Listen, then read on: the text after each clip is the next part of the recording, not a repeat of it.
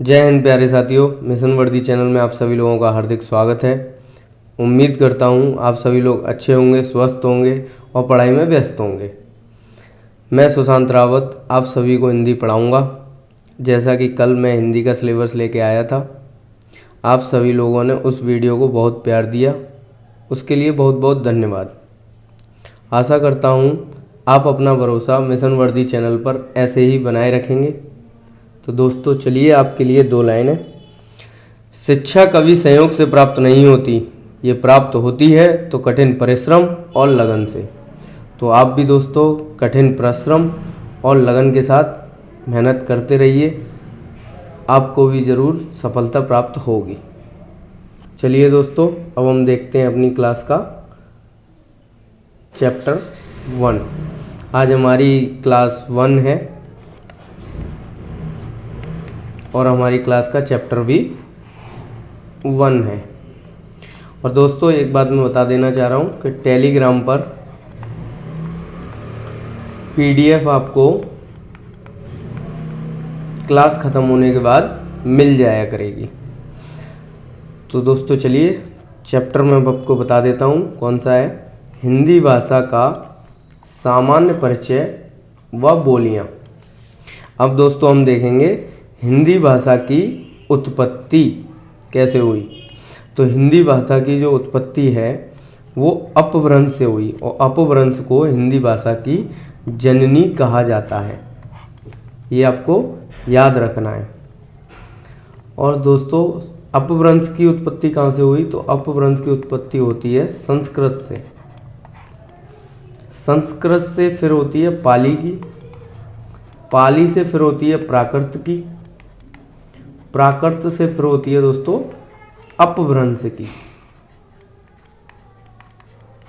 और अपभ्रंश से दोस्तों होती है हिंदी की। तो इसलिए हिंदी की जो जननी कहा गया है वो अपभ्रंश को कहा गया है। संस्कृत को दोस्तों हम देववाणी भी बोलते हैं,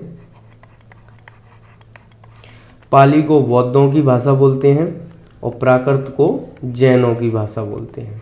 इसको दोस्तों हम अच्छे तरीके से पढ़ेंगे भारतीय आर्य भाषा के अंतर्गत,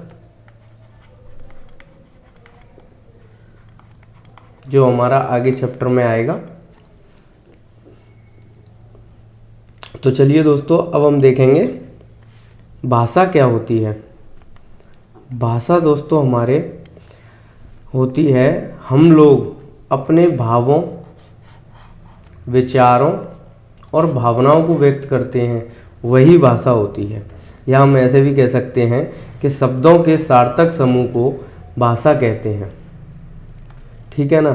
तो इसमें पंडित कामसा प्रसाद गुरु जी ने एक बात कही है भाषा के ऊपर कि भाषा वह साधन है जिसके द्वारा मनुष्य अपने विचार दूसरों पर भलीभांति प्रकट कर सकता है और दूसरों के विचार स्वयं समझ सकता है।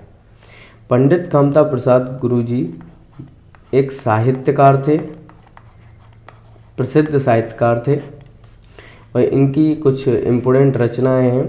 एक तो भौमासुर वध,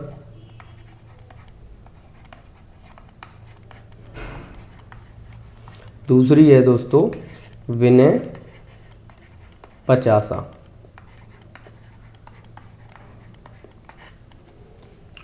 तो चलिए दोस्तों आगे बढ़ते हैं, इन्हें आप याद कर लेना। ये भौमासुर वध और विनय पचासा ये इम्पोर्टेंट है, पूछी जाती हैं। अब आगे देखते हैं भाषा के रूप। एक चीज़ रह गई दोस्तों, जो भाषा शब्द है इसकी उत्पत्ति संस्कृत की भाष धातु से हुई थी। इसको भी आप याद रखिए, ये इम्पोर्टेंट पॉइंट है। अब हम दोस्तों देख रहे थे भाषा के रूप। भाषा के 3 रूप होते हैं बेसिकली, एक मौखिक, एक लिखित और तीसरा होता है सांकेतिक। मौखिक होता है जिसमें हम अपने बोल के किसी से भाव व्यक्त करते हैं, कैसे? बोल के, तो ये मौखिक रूप होता है। और जिसमें हम लिखित होता है दोस्तों, जिसमें हम लेख लिख के, पत्र लिख के या निबंध लिख कर, आजकल तो दोस्तों व्हाट्सएप और इंस्टा पर आप लोग अपने भाव व्यक्त करते हैं। और सांकेतिक जो भाषा होती है दोस्तों, वो होती है जिसमें बच्चे हैं, गूंगे हैं, बहरे हैं। जैसे एक बच्चा होता है छोटा सा, वो अपनी माँ को कैसे बुलाता है? हाथ से इशारा करके ही तो बुलाता है। तो ये सांकेतिक भाषा हो गई। आशा करता हूँ आप लोगों को अच्छे से समझ में आ रहा होगा, और मैं पूरी उम्मीद करूँगा कि आप लोगों को ये सब क्लास में ही याद हो जाए अच्छे तरीके से। तो चलिए दोस्तों, हम देखते हैं अगला पॉइंट, जो कि हमारा बहुत इम्पोर्टेंट है। मैंने लिख भी रखा है इम्पोर्टेंट। मौखिक भाषा की सबसे छोटी इकाई क्या है? तो सबसे छोटी इकाई है दोस्तों ध्वनि। जब हम किसी से बोलते हैं मुंह से, तो सबसे पहले क्या निकलता है? ध्वनि तो ही निकलती है। तो ऐसे करके हम इसे याद कर लेंगे कि हम जब बोलते हैं मुंह से तो सबसे पहले क्या निकलता है? ध्वनि। तो ये हमें याद भी हो गया होगा। अब दोस्तों हमारा अगला पॉइंट है, लिखित भाषा की सबसे छोटी इकाई क्या है? तो दोस्तों वो है वर्ण। तो दोस्तों जैसे हमने मुंह से कुछ बोला, हमने बोला क, और अगर हमने इसको लिख दिया तो ये हमारा क्या हो गया? ये हमारा वर्ण ही तो है। तो इसीलिए लिखित भाषा की सबसे छोटी इकाई क्या होगी? वो होगी दोस्तों हमारी वर्ण। ये क्वेश्चन दोस्तों ऐसे ना करके ऐसे भी पूछा जा सकता है कि भाषा की सबसे छोटी इकाई क्या होगी? तो भाषा की सबसे छोटी इकाई है वर्ण। अगला पॉइंट दोस्तों, भाषा की सबसे छोटी सार्थक इकाई। इस सार्थक इकाई पर ध्यान दीजिएगा। सार्थक इकाई क्या है? वो है हमारा शब्द, जिसका कोई अर्थ निकल रहा हो। जैसे कि कमल, ठीक है। भाषा की सबसे छोटी इकाई क्या है? छोटी सार्थक इकाई क्या है? शब्द है। जैसे कि चयन। अब इसको हम लिख दें य न च, तो इसका कोई अर्थ निकल रहा है? नहीं। तो ऐसे ही दोस्तों भाषा की सबसे छोटी इकाई क्या है? सार्थक इकाई शब्द है। आशा करता हूँ आप लोगों को यहीं की यहीं ये सब याद होता जा रहा होगा। एक दो बार पढ़ेंगे तो आपको अच्छे से याद हो जाएगा। चलिए दोस्तों आगे देखते हैं। ध्वनि सबसे छोटी होती है, फिर उसके बाद वर्ण, वर्ण के बाद शब्द, शब्द के बाद पद, और पद के बाद दोस्तों क्या होता है? हमारा वाक्य। इनके बारे में अब हम आगे अच्छे से पढ़ेंगे कि वर्ण क्या होता है, शब्द क्या होता है, ठीक है। तो हम देखते हैं वर्ण क्या है। वर्ण है दोस्तों हमारा ध्वनि के लिखित रूप को वर्ण कहते हैं। जैसे कि मैंने भी आपको बताया था कि जब हम बोल रहे हैं तो वो हमारे मुंह से ध्वनि निकल रही है, पर अगर हम उसको लिख देते हैं, जैसे मैंने बोला ख, तो ख को अब हम लिख देते हैं, तो ये क्या हो गया? हमारा वर्ण। सिंपल है दोस्तों, एक दो बार पढ़ोगे तो आपको अच्छे से याद हो जाएगा, समझ में आ जाएगा। अब हम दोस्तों देखेंगे कि शब्द क्या होता है। शब्द होता है दोस्तों वर्णों का सार्थक क्रम जो निश्चित अर्थ प्रदान करे। वो हमारा क्या होगा दोस्तों? वो होगा हमारा शब्द। जैसे कि राम, राम क्या है? भगवान या किसी व्यक्ति का नाम भी होता है।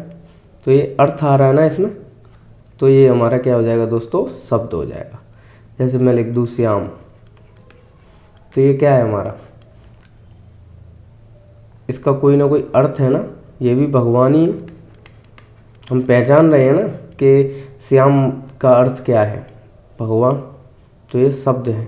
अगर इसी जगह मैं लिख देता हूँ कुछ भी, जैसे मैं लिख देता हूँ य न च, तो इसका कोई अर्थ ही नहीं है, हमें पता ही नहीं है ये क्या लिख रहा है, तो ये शब्द नहीं होगा।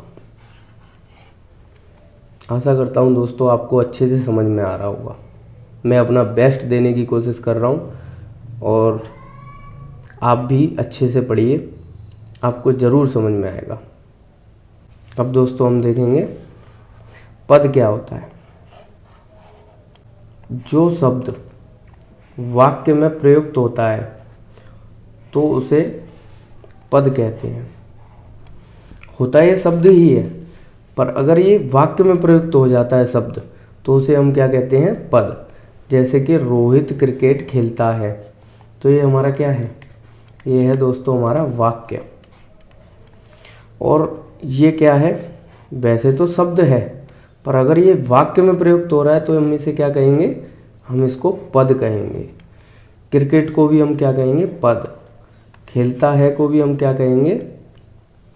खेलता है को पद कहेंगे, और है को भी हम पद कहेंगे। ये चारों पद हैं। तो दोस्तों आपको मैंने बहुत अच्छे तरीके से समझाया है, आप इसको कभी नहीं भूलेंगे। तो चलिए दोस्तों आगे देखते हैं वाक्य क्या होता है। दो या दो से अधिक शब्दों के सार्थक समूह को जो निश्चित अर्थ प्रदान करते हों उन्हें वाक्य कहते हैं। जैसे एग्जाम्पल देखते हैं, आस्था कल मथुरा जाएगी। तो इसका एक सार्थक अर्थ निकल रहा है ना कि आस्था कल मथुरा जाएगी, तो यह वाक्य है। अगर इसी जगह हम इसको ऐसे लिख देते कि जाएगी मथुरा आस्था कल, तो एक सार्थक अर्थ नहीं निकल रहा है ना। एक ऐसा देखने में भी हमको अजीब सा लग रहा है कि क्या लिखा हुआ है, तो ये हमारा वाक्य नहीं होगा। आगे देखते हैं दोस्तों, वाक्य के दो अंग होते हैं।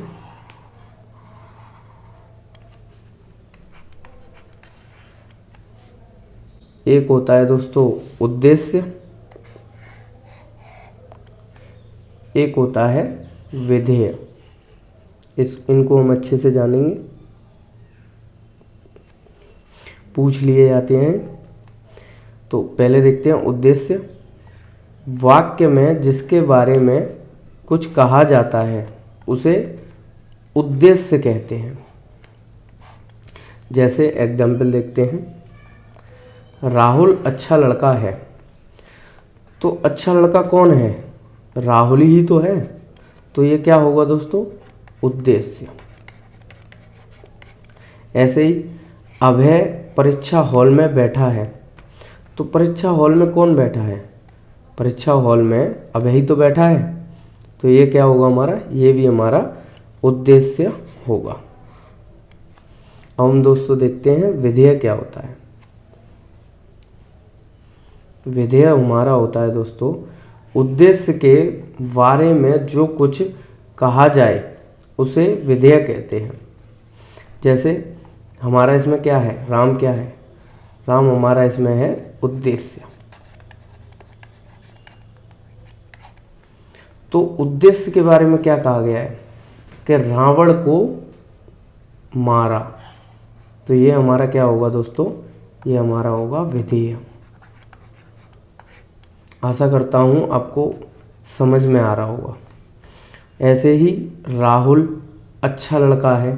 तो ये जो अच्छा लड़का है ना, ये हमारा क्या होगा? ये हमारा विधेय होगा। और परीक्षा हॉल में बैठा है, ये भी हमारा विधेय होगा। आशा करता हूँ दोस्तों आज की क्लास आपने बहुत एंजॉय की होगी, आपको अच्छी लगी होगी और अच्छे से समझ में भी आई होगी।